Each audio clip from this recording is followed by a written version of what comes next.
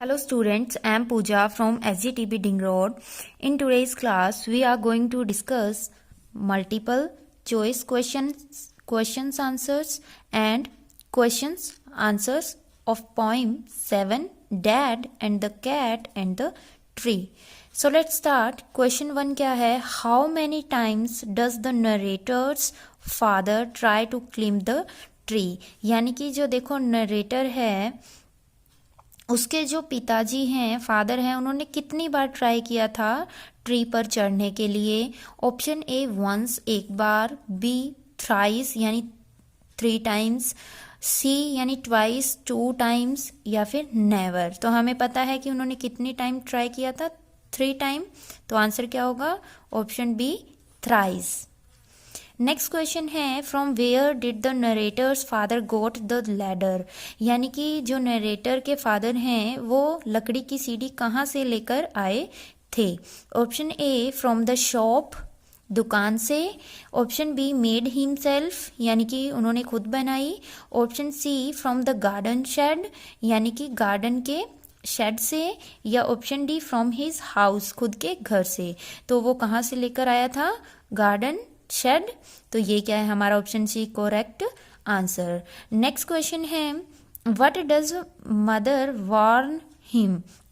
अब माता जी है उन्हें क्या चेतावनी देती है? ठीक है, किसको? नरेटर के फादर को।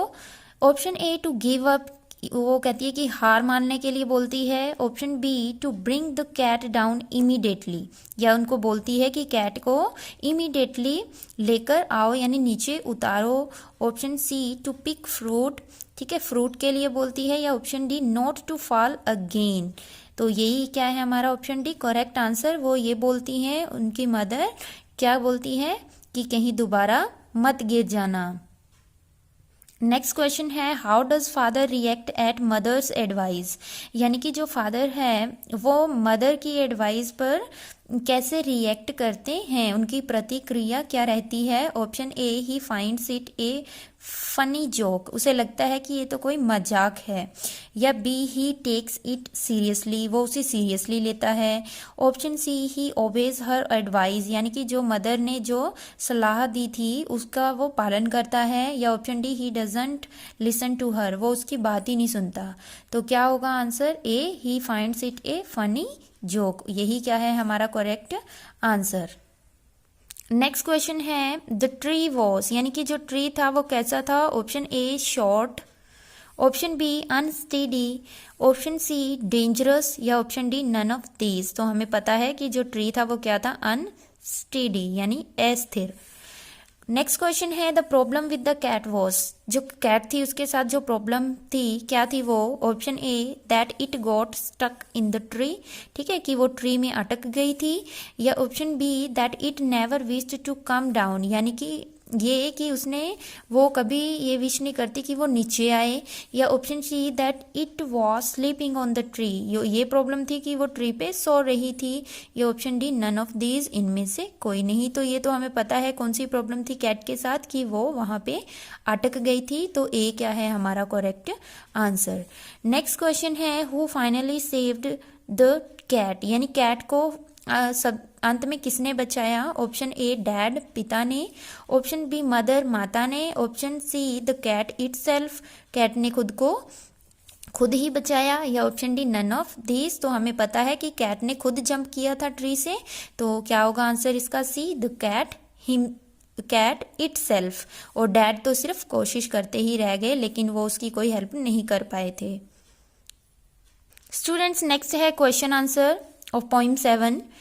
क्वेश्चन 1 है why was dad sure he wouldn't fall, यानी कि पिताजी इस बात को लेकर श्योर क्यों थे, आश्वस्त क्यों थे कि वे नहीं गिरेंगे। आंसर है the dad was sure he wouldn't fall because he was a good climber. क्या थे? क्योंकि उनको ये विश्वास था कि वो एक क्या है, बहुत ही अच्छे क्लाइंबर है, आरोही है, जो ऊंचाइयां चढ़ सकते हैं। नेक्स्ट क्वेश्चन है which phrase in the poem expresses dad's self confidence best, यानी कि कौन सा फ्रेज है, कौन सा शब्द समूह है कविता में जो पिता के आत्मविश्वास को सर्वोत्तम व्यक्त करता है। देखो आंसर क्या है, right just leave it to me. उन्होंने कहा था ना कि ये काम जो है केवल मुझ पर छोड़ दो। और एक और है, easy as winking to a climber like me, यानी कि मेरे जैसे क्लिम्बर के लिए ये काम तो पलक झपकने जैसा है। तो यही इन्हीं फ्रेजेस से उनका सेल्फ कॉन्फिडेंस झलकता है। नेक्स्ट क्वेश्चन है, describe plan A and it's consequences, यानी कि प्लान ए का वर्णन करो और जो उसके परिणाम हुए उसका भी वर्णन करो। क्या है, according to plan A father would have reached the tree top with the help of the ladder, यानी कि प्लान ए के अकॉर्डिंग जो पिता है वो कहाँ पहुंच गया था, ट्री के टॉप पे, किसकी हेल्प से, लकड़ी की सीढ़ी की मदद से। हाउएवर, हालांकि द लैडर स्लिप्ड, ठीक है, फिर क्या होता है, जो सीढ़ी है वो फिसल गई and father fell on the ground, और पिता जो है जमीन पर गिर गए। नेक्स्ट है, plan C was a success, what went wrong then, ठीक है, वैसे तो है कि प्लान जो सी है वो सफल था, लेकिन तब क्या गलत हुआ। Even though plan C was a success, ठीक है, कि ये तो है कि प्लान सी जो है सफल था, it did not work out as planned, लेकिन उसने ऐसा वर्क नहीं किया जैसा कि योजना बनाई गई थी। The moment the father reached the tree top, ठीक है, क्या हुआ फिर आगे, the cat jumped and touched the ground and was again out of father's reach, ठीक है, वो पल जहाँ पे क्या था कि फादर जो है ट्री के टॉप पे पहुंच गए, लेकिन कैट ने क्या किया था, जंप करके वो जमीन पर पहुंच गई, तो फिर से क्या हुआ कि वो फादर की पहुंच से दूर हो गई। नेक्स्ट क्वेश्चन है, the cat was very happy to be on the ground, जो कैट है वो जमीन पर आकर बड़ी खुश हुई थी। Pick out the phrase used to express this idea, इस विचार को व्यक्त करने के लिए कोई एक शब्द समूह का चुनाव करो। तो देखो, स्माइलिंग एंड स्मिर्किंग, तो हमें पता है कि स्मिर्किंग क्या है, बनावटी हंसी जैसी, यानी कि वो खुश हो रही थी या बनावटी हंसी हंस रही थी, तो यही क्या है, फ्रेज, ठीक है, किसके लिए, कैट के लिए, जब वो खुश हो रही थी। नेक्स्ट क्वेश्चन है क्वेश्चन 6, describe the cat and dad situation in the beginning and at the end of the poem. तो ये कह रहे हैं कि कविता के प्रारंभ में और अंत में बिल्ली और पिताजी की अवस्था का वर्णन करो।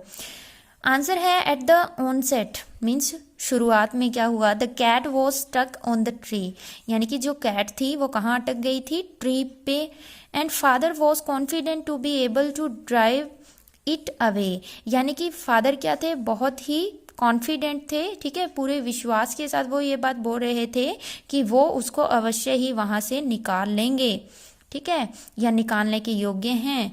By the time the poem ended, जैसे ही देखो समय के साथ पोइम का एंड हुआ, द कैट वॉज फ्री, तब तो देखो कैट तो क्या थी, फ्री थी, and the father got stuck in the tree, अब क्या हुआ, और फादर वहां ट्री पे अटक गए, तो देखो अपोजिट हो गया। सो स्टूडेंट्स, ये है आपका वर्क जो आपने अपनी फेयर नोटबुक में with neat and clean writing के साथ कंप्लीट करना है और साथ के साथ इसको लर्न भी करना है। So thank you students.